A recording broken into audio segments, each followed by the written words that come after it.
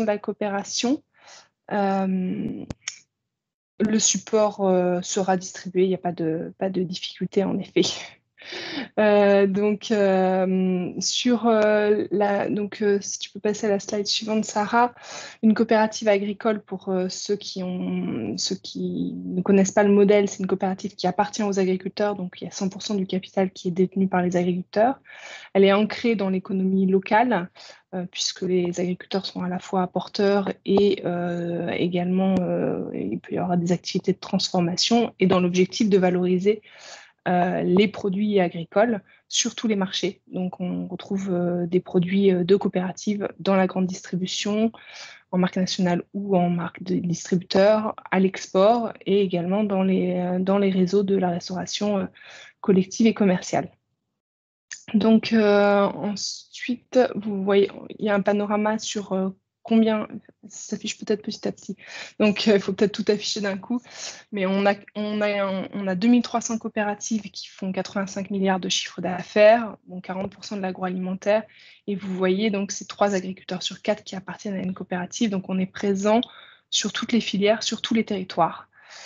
C'est la slide suivante où vous avez le poids coopératif dans chacune des filières, et donc vous voyez que les coopératives sont des acteurs majeurs sur un nombre très important de filières, notamment les céréales, avec 70% des céréales qui sont collectées, sur les produits animaux, donc laitiers et viande également, avec des disparités en fonction des filières. Sur les vins également, même si c'est peut-être un peu moins le sujet aujourd'hui, et avec plus de disparité en fonction des fruits et des légumes, voilà, avec certains fruits et légumes où les coopératives sont très présentes, d'autres moins. Enfin, une dernière slide pour vous dire pourquoi est-ce qu'on souhaite accompagner le développement des coopératives agricoles sur ce marché. Donc, en fait, je commencerai par le milieu. Nous, on considère que le fait de mieux connaître ce marché, donc qui est déjà un marché de poids en croissance, qui est un marché quand même assez complexe, doit permettre aux coopératives à la fois de répondre à des enjeux économiques, bien entendu, mais également à des enjeux politiques. Donc, sur les enjeux économiques, j'ai mis la diversification à gauche, mais voilà, parce qu'on sort d'un contexte post-Covid et qu'on a cette demande de beaucoup d'entreprises d'aller chercher d'autres marchés, mais surtout de pouvoir faire valoir leurs atouts sur l'ensemble des marchés. Et à droite, le sujet de l'influence, puisque on le sait, le sujet de la restauration collective est une vitrine de l'action des collectivités territoriales. Et donc, c'est également important pour les acteurs des territoires que sont les coopératives de se positionner également comme partenaires de ces collectivités territoriales.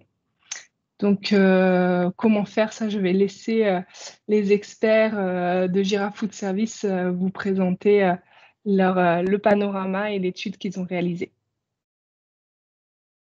Eh bien, merci beaucoup, Maude. Alors, je ne sais pas si en passant sur la diapositive d'après, on va retourner sur le schéma de la présentation. Voilà, ça m'est un peu plus familier.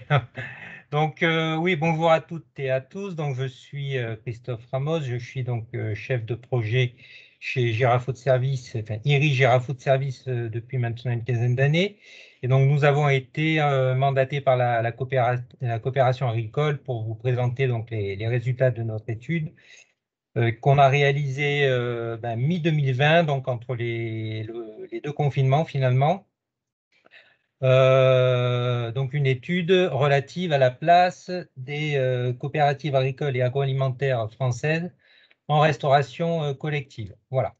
Donc je coupe ma caméra parce que ce sera peut-être un peu plus fluide au niveau des flux. Donc au sommaire de cette présentation, donc qui est prévue pour durer une demi-heure, où on aura donc dans une première partie une présentation qui sera en fait plutôt un panorama, quelque chose d'assez descriptif du marché français de la restauration collective. C'est intéressant et c'est surtout important pour les personnes ici qui sont issues du tissu coopératif et qui ne connaissent pas forcément très bien tous les rouages de la restauration collective. Et donc, on parlera donc de ce marché surtout en termes de structure et de dynamique d'activité avec bien évidemment un point zéro d'avant-crise du Covid de 2020 et quelques éléments, en tout cas c'est Virginie qui va s'en charger, quelques éléments de prospective consécutive à la crise sur ce marché de la restauration collective. Et donc dans une deuxième partie, donc ce sera donc les résultats de nos investigations qualitatives en termes de levier d'action pour une intégration efficace des coopératives en restauration collective, avec quelques éléments, ou en tout cas quelques pistes de réflexion, et donc les actions que la coopération agricole pourrait éventuellement mener sur un plan un petit peu plus opérationnel, et qui, je crois d'ailleurs, a commencé à mettre en œuvre. Voilà. Il faudra peut-être qu'elle nous en parle un peu plus. Alors, sur un plan méthodologique, cette fois, donc je voulais juste rappeler l'objectif principal de la coopération agricole, qui est donc bien d'évaluer l'ampleur, les spécificités et les évolutions à venir de la restauration collective, et donc pour les coopératives, de se positionner au mieux sur ce marché de la restauration. C'est donc un objectif central qui se traduit donc à notre niveau, en tout cas qui s'est traduit à notre niveau en deux étapes. Donc, une partie descriptive du marché qui s'est appuyée sur notre expertise en termes de collecte et de suivi du marché segment par segment, que Virginie va donc tâcher de vous présenter sur la base d'indicateurs qu'on réactualise tous les ans. Et également, quelque chose d'un petit peu plus novateur qu'on a entrepris cette année, c'est une ventilation de tous ces indicateurs spécifiques de la restauration collective par zone géographique, et en tout cas par région, à partir d'un certain nombre d'éléments qui émanent de statistiques publiques de type INSEE, de type SAE diffusion, ou de base de données finesse pour tout ce qui est domaine sanitaire et social, ou également des données qui émanent de la DEP, donc c'est la direction de l'évaluation, de la prospective et de la performance pour le secteur scolaire. Et je rajouterai que dans le prolongement de cette ventilation par zone géographique des données de la restauration collective, je ne résisterai pas au plaisir de vous montrer un petit peu un outil qui, je pense, sera susceptible de vous intéresser. Je vous en toucherai vraiment deux mots, qu'on a effectivement récemment développé à destination de tous les acteurs de la restauration collective, et qui permet de faire des requêtes un peu cartographiques, soit au niveau des régions, soit au niveau des départements, à partir de tous les indicateurs clés de ce marché de la restauration collective. Voilà. Pour la partie plus, on va dire, quali et donc terrain, donc on a réalisé un certain nombre d'entretiens qualitatifs auprès de différents acteurs et de donneurs d'ordre de la restauration collective. Donc, on a interrogé deux sociétés de restauration collective, donc une SRC, ce qu'on appelle nous Major, et également une SRC qui rayonne sur un niveau plus régional. Voilà. Et pour l'aspect, on va dire, gestion directe, donc en autogestion, on a interrogé plusieurs grandes cuisines centrales autogérées, notamment celle de Toulouse, qui est responsable de pas moins de 34 000 repas jour. Également le CIRESCO, qui est le syndicat intercommunal de la restauration collective et qui fédère une vingtaine de communes en région parisienne, et donc je crois qu'il totalise quelque chose comme 43 000 repas jour. Et également le restaurant administratif de la métropole de Lyon. Et on a également interrogé deux grandes structures coopératives, donc l'une laitière, donc Sodial, et l'autre qui est plutôt spécialiste en produits carnés, donc la Sicaba. Voilà. Donc je ne vais pas trop m'attarder sur tout ça, je vais surtout passer la parole maintenant à Virginie, qui va nous dresser en quelques minutes, une dizaine de minutes, le panorama de la restauration collective et donc les enjeux économiques de ce secteur. Voilà. Et je coupe mon micro. Merci Christophe. Déjà, bonjour à tous.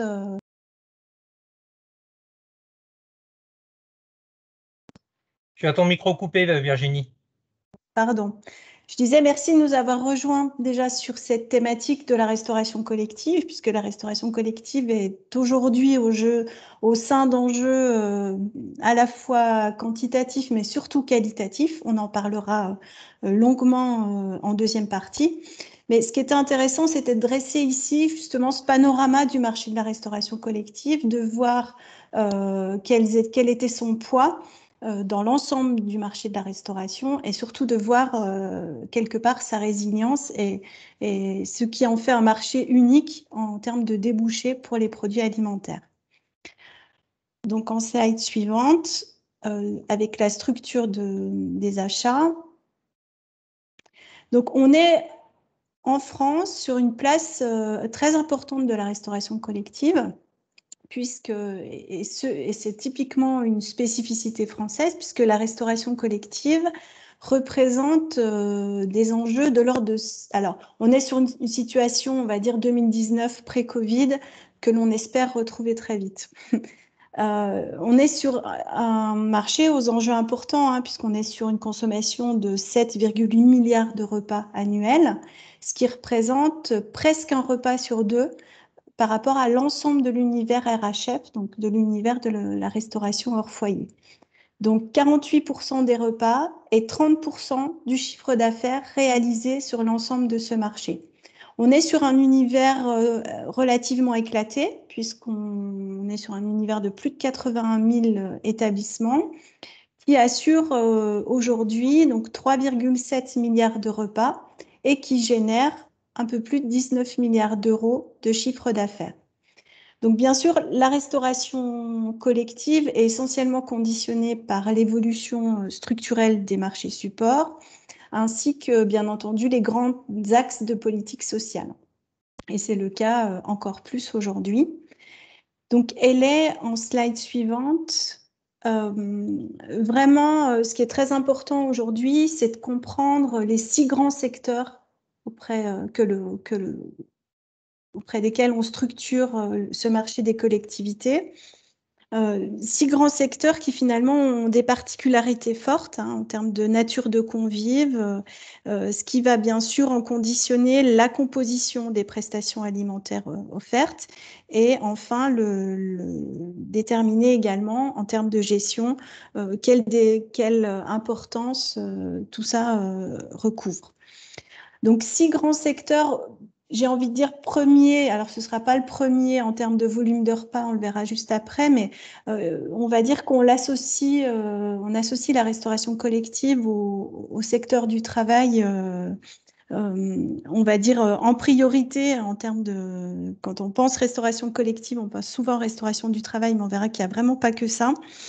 Une restauration du travail où on avait déjà enregistré une individualisation particulièrement forte ces dernières années, qui complexifie grandement l'organisation de l'activité restauration.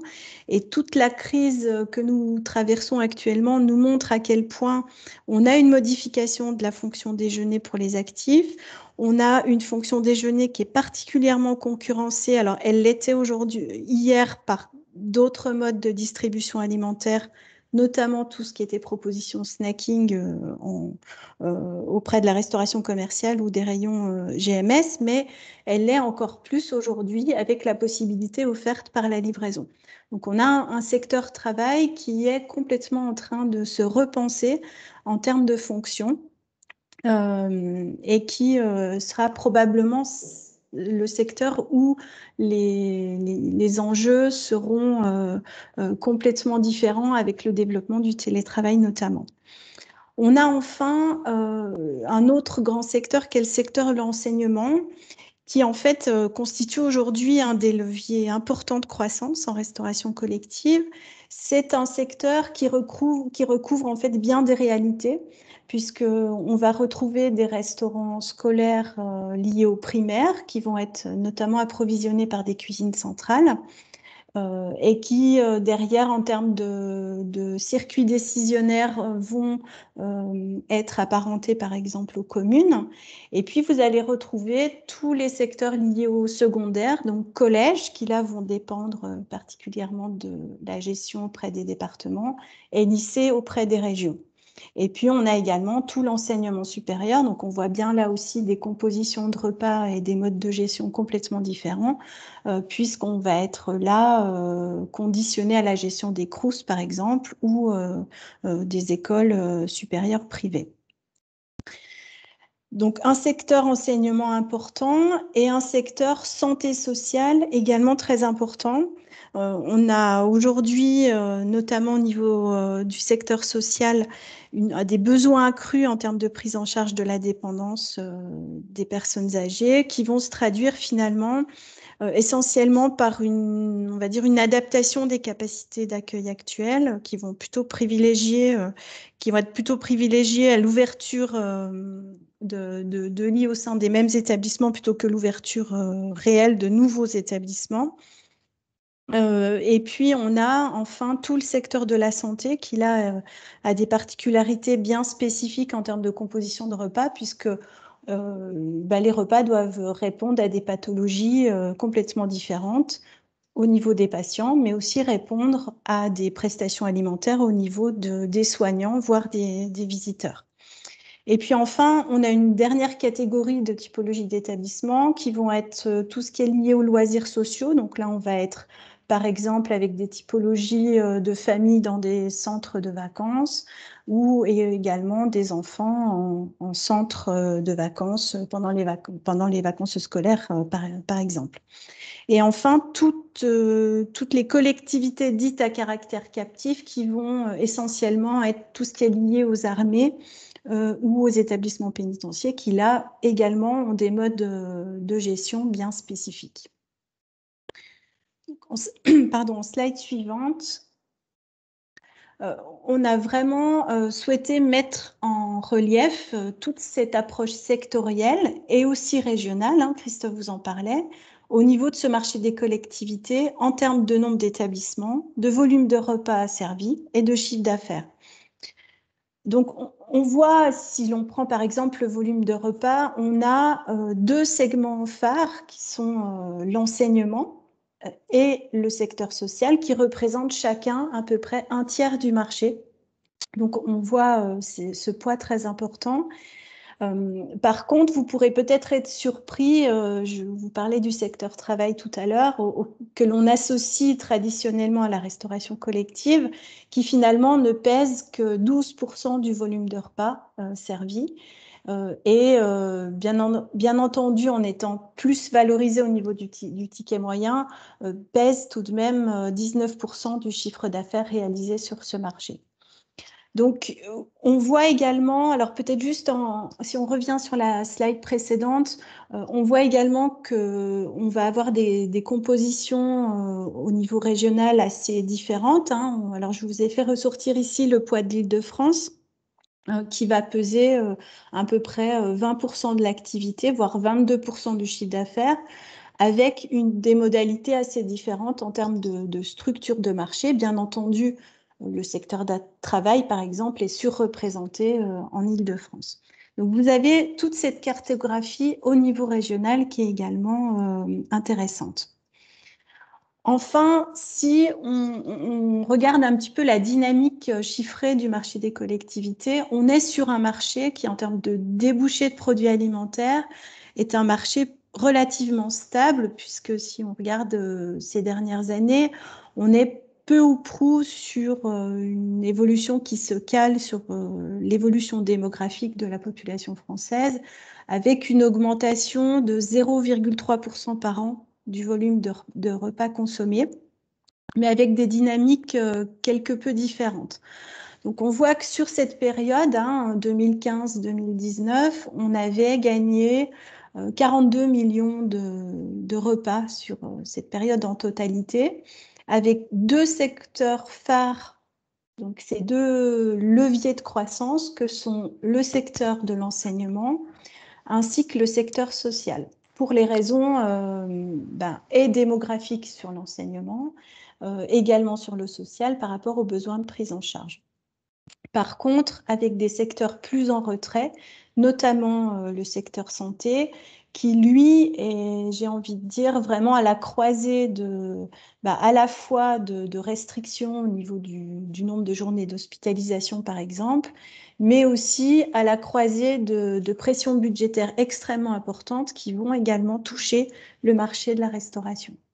Donc, on est sur des évolutions distinctes, mais en même temps des évolutions qui restent tout de même assez faibles et qui montre à quel point, parce que le débouché en restauration collective reste relativement stable. Donc cet exercice, il est également lié au mode de gestion des établissements, puisque les deux grands modes de gestion que sont la gestion par des sociétés de restauration collective, donc la gestion déléguée, et puis la gestion directe ou l'autogestion, qui finalement ont des poids différents en fonction des secteurs. Donc, historiquement, les sociétés de restauration collective ont au cœur de leur activité le secteur travail. C'est là où le taux de concession est le plus important, puisqu'on est à 80%. Alors que sur une moyenne nationale, 4 repas sur 10 est servi par une société de restauration collective. Donc on voit ce secteur travail qui est prépondérant.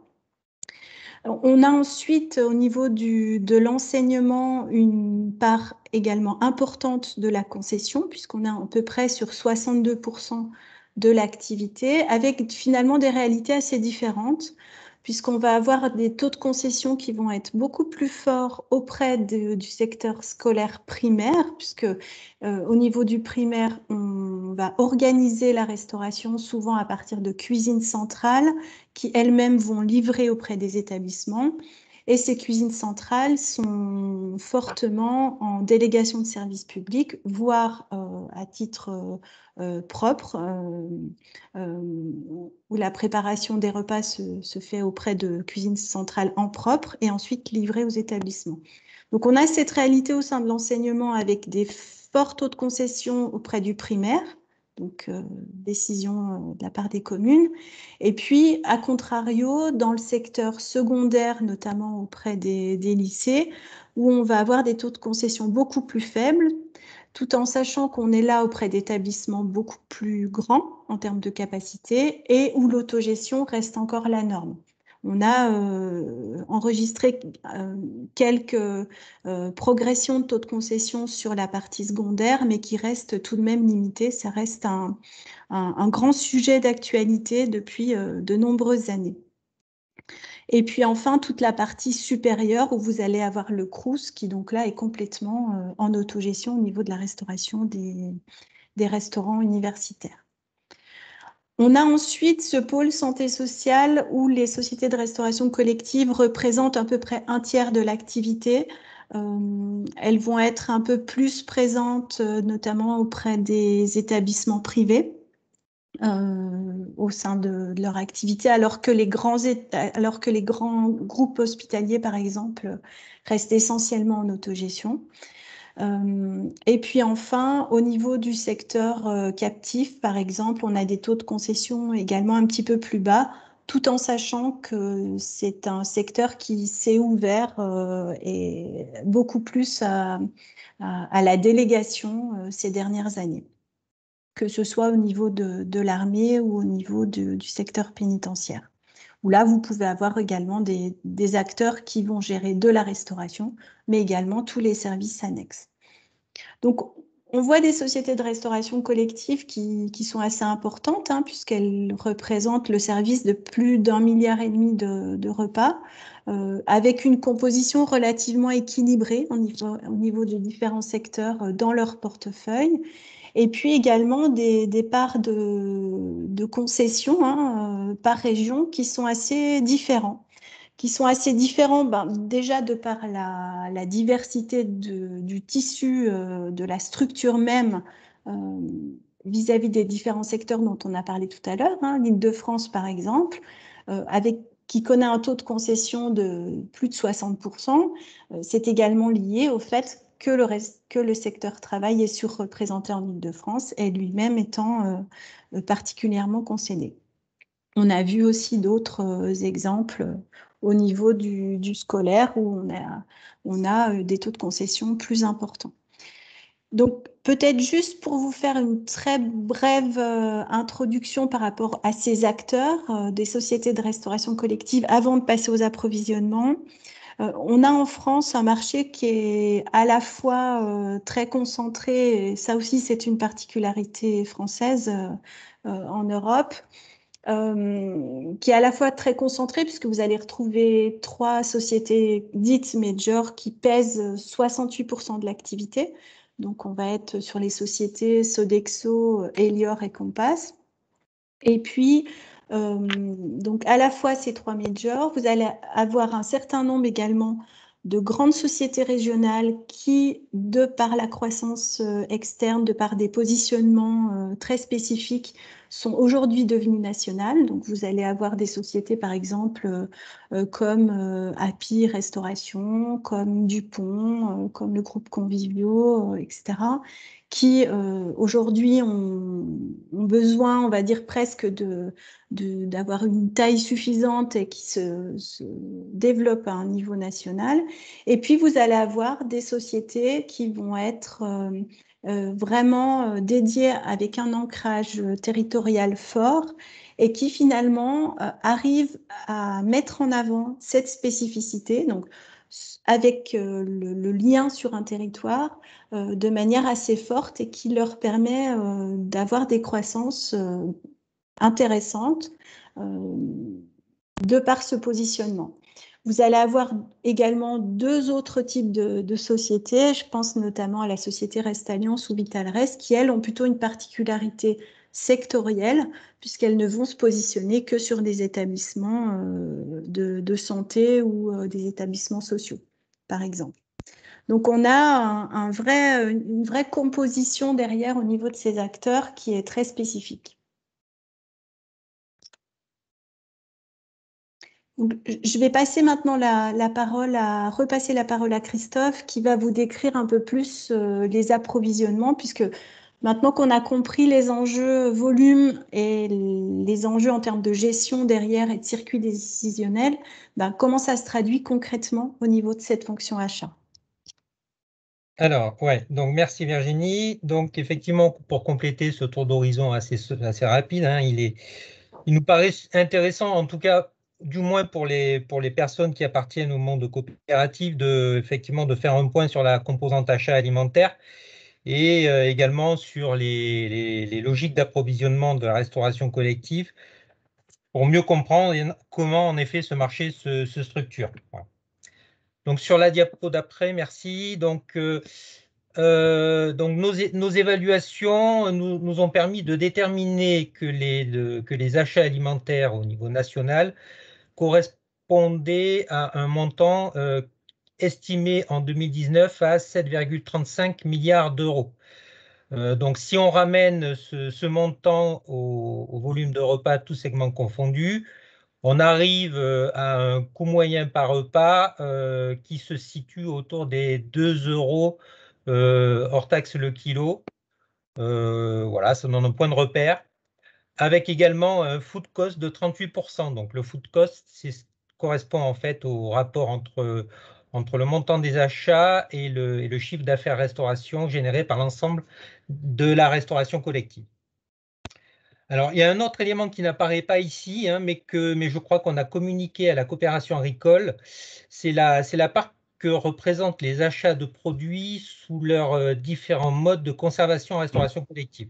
Et je pense que c'est important de faire un petit aparté là-dessus, parce que tout simplement qu'avant la crise en 2019, les produits frais représentaient quelque chose comme près de 49% des achats alimentaires. Donc c'est presque la moitié. Alors, il est évident que durant la crise, hein, la restauration collective a dû faire face à une situation toute particulière en termes notamment de gestion de stock, d'optimisation de menus et donc de fait, les collectivités ont essayé de se replier sur des produits qui avaient une DLC plus longue ou en tout cas plus facilement gérable compte tenu des technologies de conservation qui étaient à leur disposition. Et en effet, elles se sont plutôt rabattues sur cette période-là sur l'emploi de produits surgelés ou d'apertisés. Donc ça, c'est une situation assez particulière, mais nous restons quand même convaincus que les exigences produits des convives d'après-crise et qui portent donc sur tout ce qui est origine pour tout ce qui est mode de production détaillé ou qualité intrinsèque des produits, ça va davantage jouer en faveur des produits frais. Voilà. Et il ne serait pas étonnant qu'ils puissent effectivement représenter assez rapidement, à l'horizon 2022, en tout cas, près de 50% des achats, sous réserve bien évidemment de retour à la vie normale. Voilà. Donc on a pu ventiler aussi sur la carte qui est présentée ici, ces fameux 7,35 milliards en fonction des régions. Donc j'en reviens un peu à ce que disait Virginie. Donc on note par exemple qu'une part de ces achats, elle est significativement plus élevée en Île-de-France, ce que disait Virginie, en lien avec une typologie de clientèle qui est plus spécifique du secteur travail et pour lequel le coût denrée est en moyenne plus élevé que sur les autres segments de la restauration et qui plus est pour des entreprises qui appartiennent en très grande majorité au secteur tertiaire. Voilà. Sur la diapo suivante, donc voilà, comme je vous le disais en introduction, donc 2 mots très rapides sur notre outil qui a été développé conjointement avec notre actionnaire IRI. Donc c'est ce qui nous a permis de dresser un certain nombre de cartes pour cette étude-là.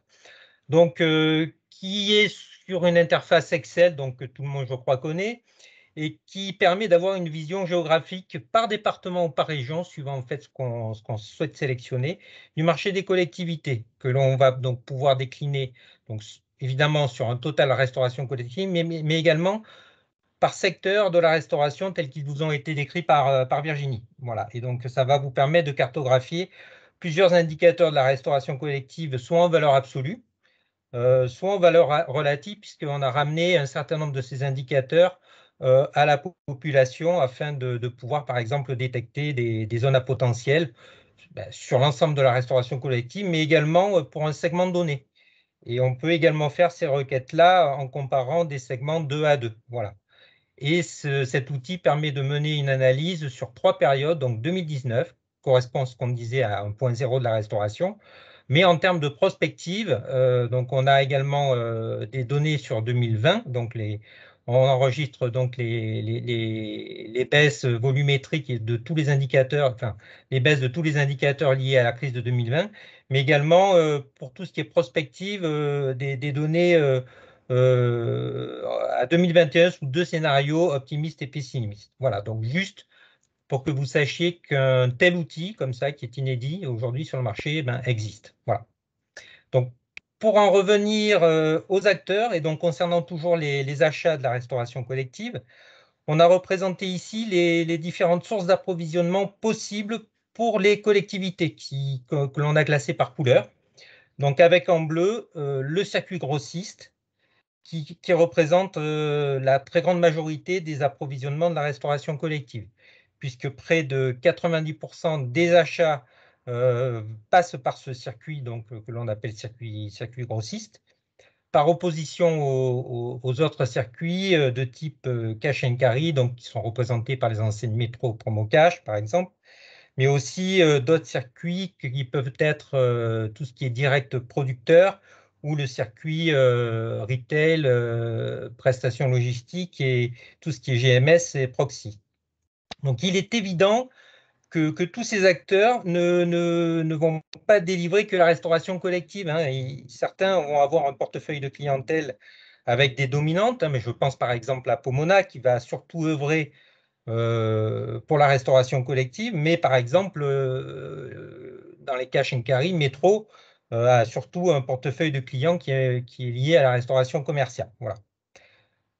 Pour le circuit grossiste, la segmentation de toutes les enseignes qui apparaissent donc ici se fait selon les grandes familles de produits.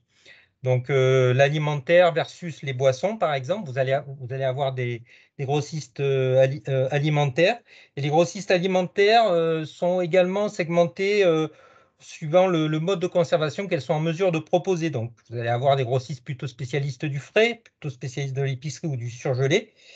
Et donc, je vous renvoie pour ça à notre panorama de la distribution qui recense les principales enseignes distributeurs sur tout l'univers du food service et qui donne un détail des familles de produits qu'ils distribuent. Voilà. Sur les autres circuits d'approvisionnement, toujours donc sur cette diapo, certaines structures en restauration collective pour lesquelles les achats sont très centralisés, comme par exemple l'économat des armées, dont vous a parlé Virginie, vont faire appel à ce qu'on appelle la prestation logistique, c'est-à-dire des structures qui vont livrer directement les établissements de restauration, et pour n'en citer qu'une, la société STEF, qui approvisionne en l'occurrence tout l'ensemble des restaurants militaires au sein des casernes. Voilà. Et enfin, donc, dernier point, ce qu'on appelle, nous, le direct producteur, donc dans la catégorie des autres circuits toujours, et qui tend de plus en plus à se développer en collectivité. Ça concerne, comme son nom l'indique, en fait, les achats des collectivités auprès de tous les producteurs, tant des industriels que des petits producteurs. Donc, ce mode d'approvisionnement est encore très minoritaire en collectivité. Il ne représente aujourd'hui que 3,5% des achats sur les fameux 7,35 milliards d'euros. Mais évidemment, ce mode de distribution est appelé à se développer en restauration collective. Sur la diapositive suivante, voilà, donc on vient de voir très brièvement à qui les structures de collectivité pouvaient acheter. Donc maintenant, 2 mots pour savoir comment on peut acheter en restauration collective. Donc c'est un processus qui est assez complexe, qui est susceptible de faire intervenir, selon les montants inhérents aux appels d'offres publics, un certain nombre de structures intermédiaires qui vont organiser donc tout le processus achat. Et en particulier, lorsque les montants des appels d'offres sont supérieurs à 40 000 euros, car pour des montants qui sont en dessous de ces 40 000 euros, la passation des marchés se fait plutôt en gré à gré, avec un petit peu moins de contraintes ou de formalisation sur les appels d'offres. Voilà. Donc ces structures peuvent être soit des centrales d'achat, soit des groupements de commandes qui fédèrent un certain nombre de collectivités, qui vont devenir des membres de ces entités. Mais donc, dans les deux cas, que ce soit centrale d'achat ou groupement de commandes, la finalité, c'est de massifier les achats pour en réduire les coûts. Alors, il y a un revers de médaille à tout ça pour les collectivités, ou du moins, en tout cas, celles qui font appel à ces entités, centrales d'achat ou groupements de commandes.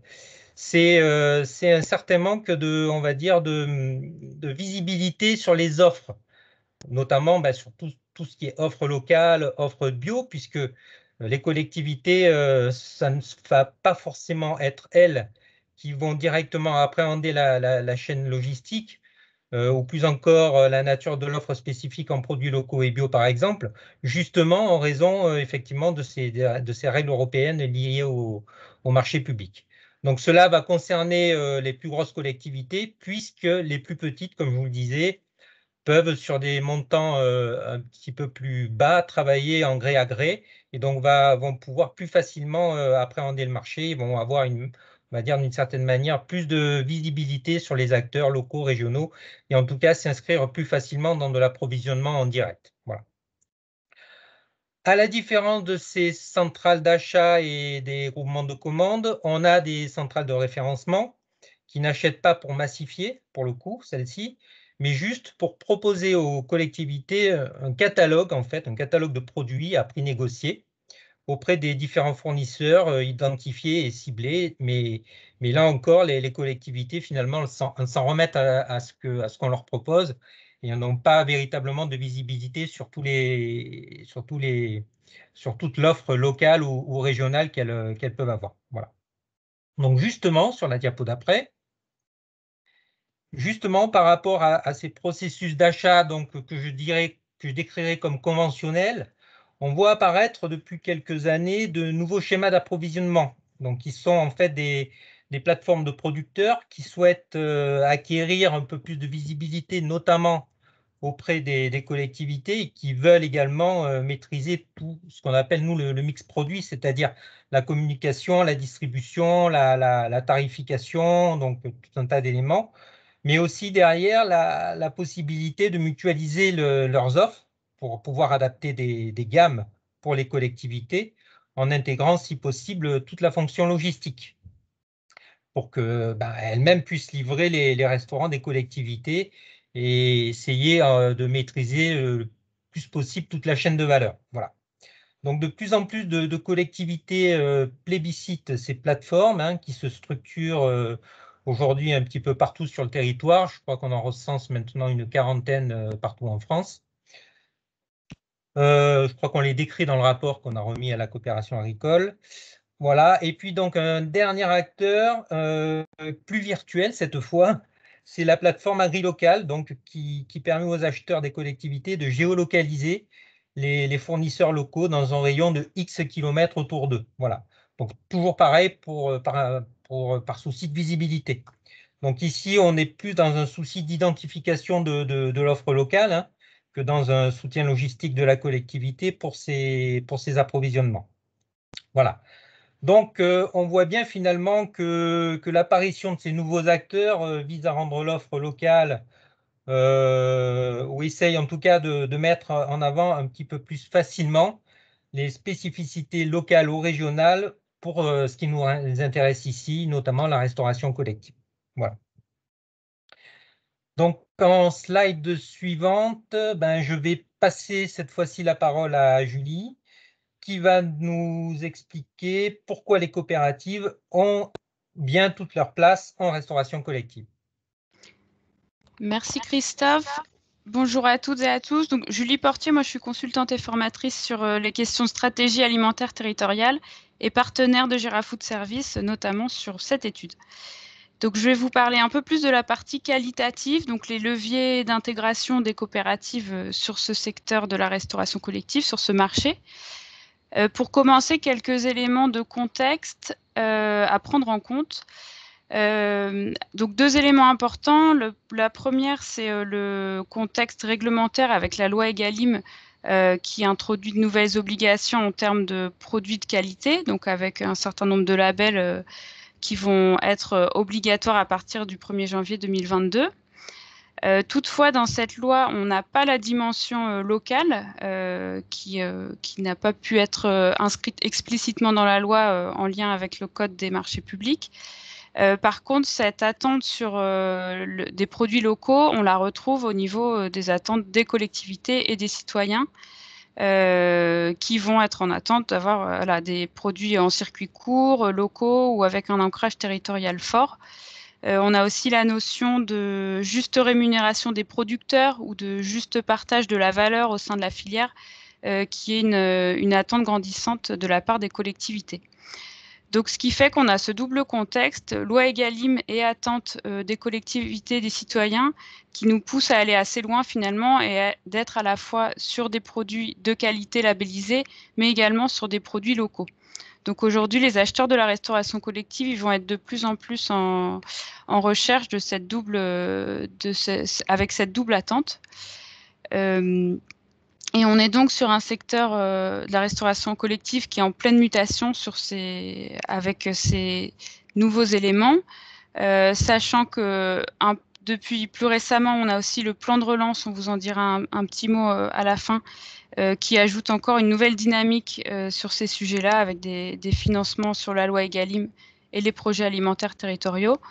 Donc, on peut dire que c'est un secteur qui bouge sur les questions du durable et du local et que dans ce contexte-là, les coopératives agricoles ont une carte à jouer, à la fois sur les questions d'ancrage territorial, mais aussi sur des valeurs du type autonomie des producteurs qui sont propres aux coopératives agricoles. On peut passer à la diapo suivante. Je te redonne la parole, Christophe, sur cette diapo.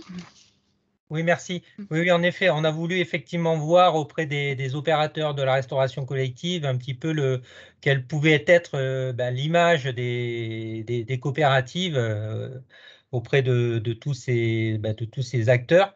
Et donc, un élément qui est extrêmement segmentant sur l'image que les gestionnaires des collectivités ont des coopératives agricoles, c'est bel et bien la taille des coopératives, puisque d'un côté, on a des acheteurs qui vont considérer que certaines entités agricoles sont suffisamment importantes et donc suffisamment bien organisées pour que le statut coopératif de ces sociétés passe finalement un peu au second plan.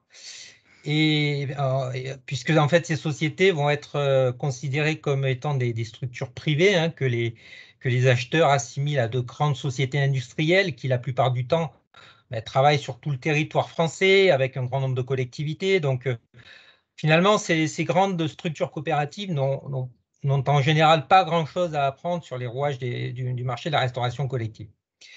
Par contre, de notre côté, on va retrouver des structures coopératives de plus petite taille qui véhiculent une image très positive, hein, toujours, auprès des gestionnaires des collectivités, notamment à travers plusieurs dimensions. Donc, bien évidemment, il y a la dimension locale qui est bien entendu, même si on a dit que la notion de local n'était pas nécessairement rattachée au statut coopératif, il ne rentrait pas non plus dans la loi Egalim, mais il y a aussi une autre dimension qui est ressortie de nos enquêtes et qui est la juste rémunération des producteurs, qui résonne un petit peu comme un slogan finalement, qui est assez bien intégré par les gestionnaires et qui est très rattaché aux plus petites coopératives, tout comme par exemple d'autres éléments, hein, qui sont la saisonnalité, mais aussi le fait de pouvoir s'adresser à une seule et même personne, qui est souvent le producteur, et qui propose le plus souvent des offres monoproduits ou sinon monogames. Voilà. Mais rarement en tout cas des gammes de produits très différenciés.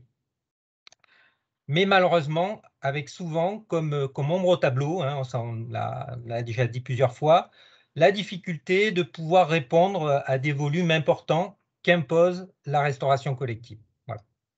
Donc au final, sur les territoires, c'est surtout au niveau de ces plus petites entités coopératives de type finalement PME qui vont finalement porter un terroir que l'on va faire référence, et moins finalement sur des grands groupes coopératifs qui ont certainement moins à apprendre, ou du moins ceux en tout cas qui sont déjà positionnés sur ce marché. Voilà.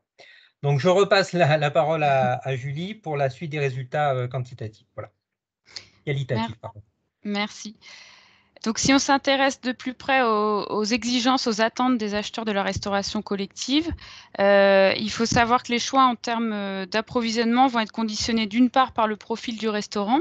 Virginie nous a présenté tout à l'heure les différents secteurs, les différents segments de la restauration collective, donc qui vont avoir des attentes différentes selon si on est un restaurant d'entreprise ou un restaurant scolaire, par exemple. On a aussi les modes de gestion qui vont intervenir, également les volumes, hein, la taille des restaurants.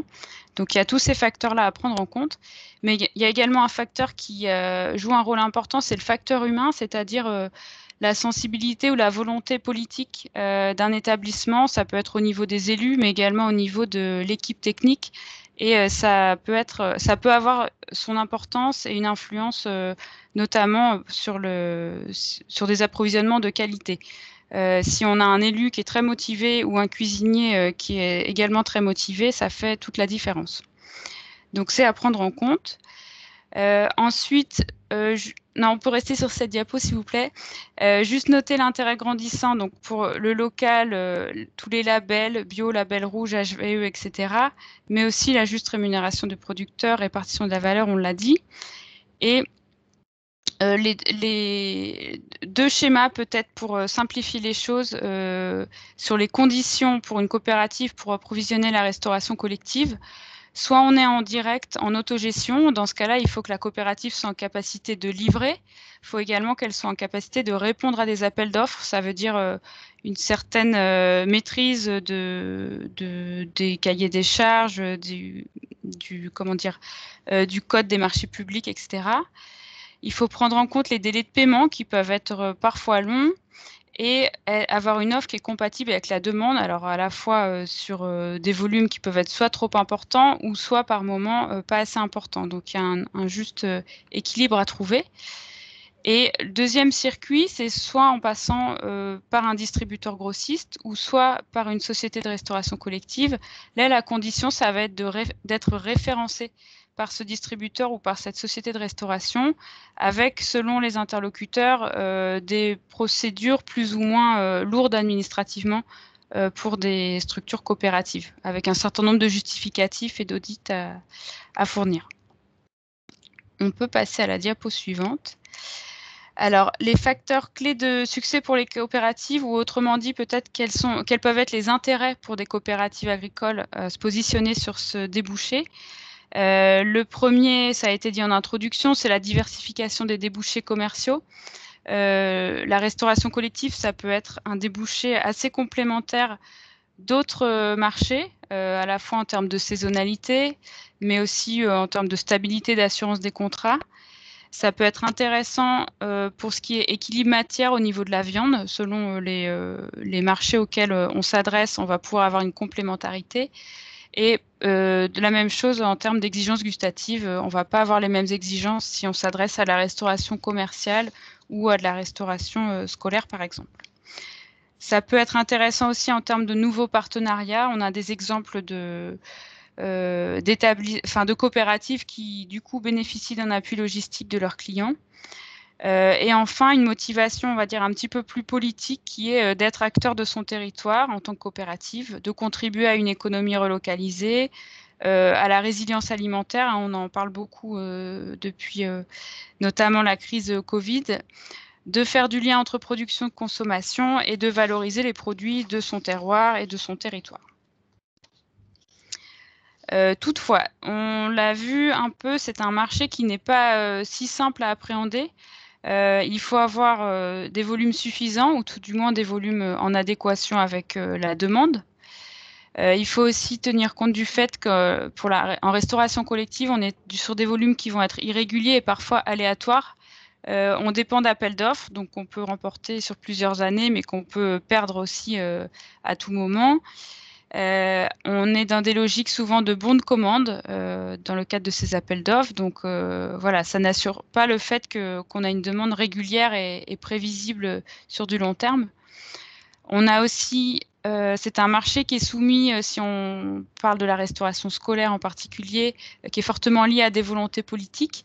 On va le vivre prochainement avec les prochaines élections départementales et régionales, mais parfois des changements politiques à la tête d'une région ou d'un département, ça peut avoir une influence sur les choix politiques en matière d'approvisionnement, par exemple sur du bio ou sur du local, et avoir des conséquences importantes pour les fournisseurs.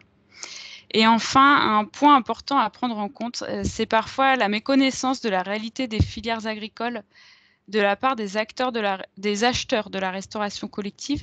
Et lors des entretiens qualitatifs qu'on a menés, on a vu qu'il y avait parfois besoin de pédagogie et qu'on avait parfois des acheteurs qui sont un peu déconnectés des réalités des filières agricoles, des questions d'équilibre matière, de coûts de production, etc. Donc, besoin sans cesse de refaire un peu de pédagogie et plus de liens entre la production et la consommation. Alors, pour conclure un peu sur les recommandations qu'on peut suggérer aux coopératives pour se positionner sur ce marché de la restauration collective, la première, c'est de bien se faire connaître de la part des utilisateurs de la restauration collective. Il faut, entre guillemets, pas attendre que les collectivités ou les établissements viennent vous chercher, mais il faut se faire connaître tout simplement parce que beaucoup d'établissements manquent de temps ou de compétences pour faire ce travail de sourcing de produits locaux, pour faire ce travail d'identification des fournisseurs. Donc, c'est important de se faire connaître et même quand on obtient des marchés, d'être dans une démarche de relance des acheteurs pour ne pas se faire oublier.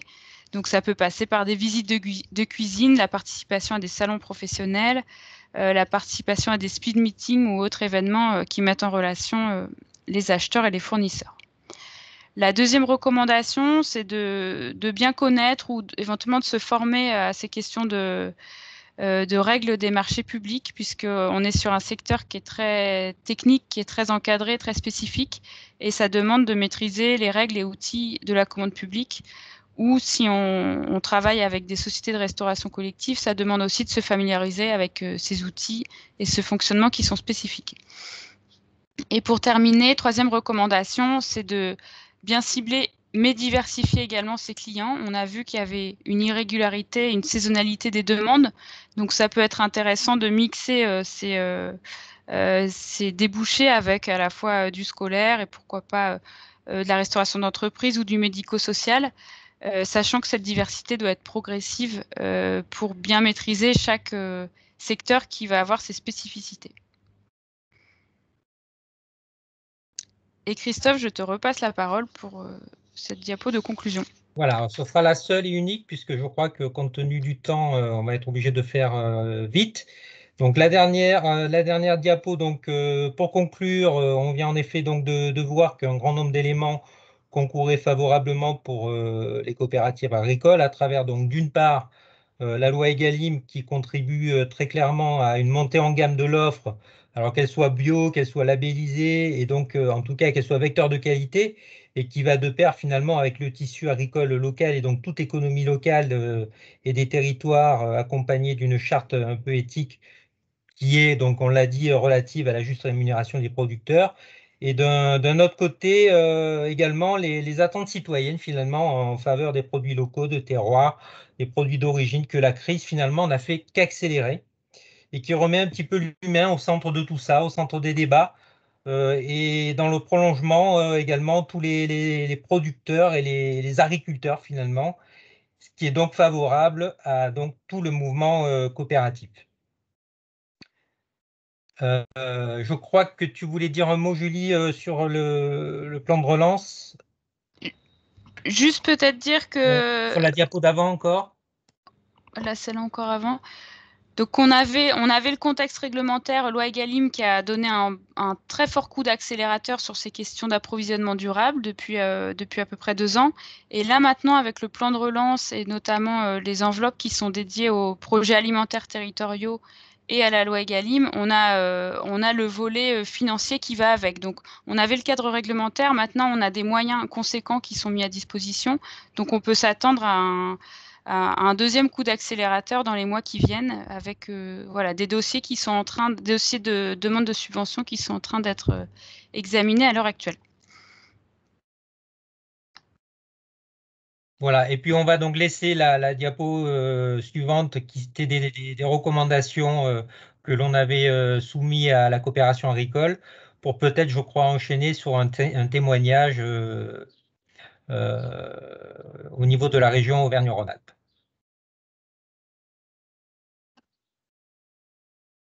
Oui, bonjour. Donc, Noémie Barlet, chargée de mission sur le pôle filière, transition et valorisation de la coopération agricole Auvergne-Rhône-Alpes. Donc, j'ai la mission difficile de vous présenter en 5 minutes quelques exemples en fait de projets que nous menons pour nos coopératives agricoles sur la restauration collective. Donc voilà, on est bien sur des exemples. Donc, pour aborder ce secteur d'activité, en fait, on a tout d'abord commencé par essayer de comprendre la structuration du marché de la restauration collective en analysant les flux d'informations, les flux physiques et les flux financiers de l'approvisionnement en produits alimentaires des lycées publics de notre région. Et donc, c'est passé en fait par l'encadrement d'un stage de 6 mois qui nous a permis de faire 2 constats. Des constats déjà donc, sur divers leviers de structuration de ces filières d'approvisionnement. Et puis aussi, donc, diapo suivante, s'il vous plaît. Et donc, le deuxième constat, c'est donc de voir cette diversité d'initiatives qu'il existe dans nos régions et à tout échelon pour accompagner, structurer l'approvisionnement de la restauration collective. Et donc, notre enjeu, c'était vraiment de se concerter, se coordonner et partager sur ces initiatives déployées en région sur la restauration collective en créant un comité technique sur la RHD régionale. Donc, c'est un comité que nous animons à la coopération agricole. Et autour de cette table, donc, nous avons bien sûr les représentants du service alimentation de la DRAF, le conseil régional au travers donc, de la direction agriculture, lycée et la directrice de sa centrale d'achat, mais également la chambre régionale, la fédération de l'agriculture biologique, l'ARIA, les interprofessions fortement mobilisées ici, donc Interbev, l'interprofession laitière, le CRIEL, et enfin donc des experts acteurs économiques. Donc autour de la table, nous avons le directeur de la cuisine centrale de Villeurbanne. Ensuite, donc, diapo suivante. Merci beaucoup. Donc, comme je vous disais, ce premier travail de comprendre la structuration du marché nous a permis d'identifier des leviers qu'on a déployés en fait sous forme de gros chantiers. Donc, notre objectif, c'est de mobiliser les coopératives et leurs parties prenantes autour de ces chantiers. Donc, le premier concerne la définition d'une relation gagnant-gagnante entre marions intermédiaires pour répondre aux enjeux posés par la loi Egalim. Donc là, ça s'est traduit par l'organisation d'un événement dédié aux coopératives et à leurs partenaires, donc grossistes, positionnés sur la restauration hors domicile régionale. Donc ça s'est traduit par une matinée d'intervention co-animée entre la coopération agricole Auvergne-Rhône-Alpes et la CGI, et un après-midi dédié à des rendez-vous B2B entre participants.